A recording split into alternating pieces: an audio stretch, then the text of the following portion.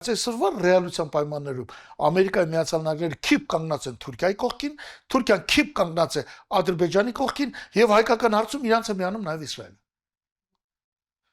Չես լուծել այս հարցը, պարոն Փաշյան։ Դու ինչ կարողանում անել, կարող ես փչացնել հարաբերությունները որևիցե մեկի հետ։ Լավ հարաբերություն չես ստեղծել։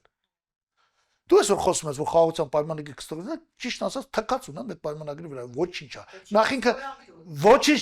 ոչինչ չի տալիս, երկրորդը նա չի ստորակում, երրորդը ուժեղի թույլի մեջ ինչ խաղաղության պայմանագիր, եթե երաշխավոր չկա։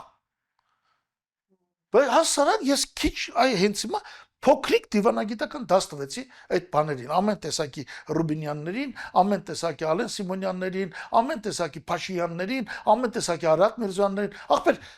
բանի ֆիլմն է կար, բանի շատ է ֆիլմեր նկարել մի օր ինձ հրավիրեցին նայելու Հարություն Հարությունյանը, հա, շատ հետաքրքիր ֆիլմ է։ Ուրեմն 18-20 թվի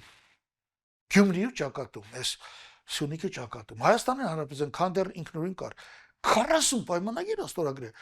մասը թուրքերի հետ, մյուս մասը ադրբեջանցիների հետ, հա, Ադրբեջանում են Խանխոյսկու կառավարություններ, հա, այն ժամանակ եւ արդեն քեմալականները Թուրքիայում եկել են,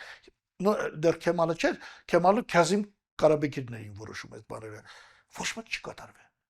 Ստորագրում պայմանագիր լավ, սահմանը կասնի Ղարս քաղաքից արևելք 100 մետրի վրա, մյուս օրը գալիս են ասում են, չէ, գնացեք 10 կիլոմետր հետ գնացեք, մյուս օրը գալիս են ասում են 10 կիլոմետր հետ գնացեք։ Հասկանում եք։ Ինչի՞ չէր կատարվում, որովհետև պայմանագիրը ուժեղի եւ թույլի միջև։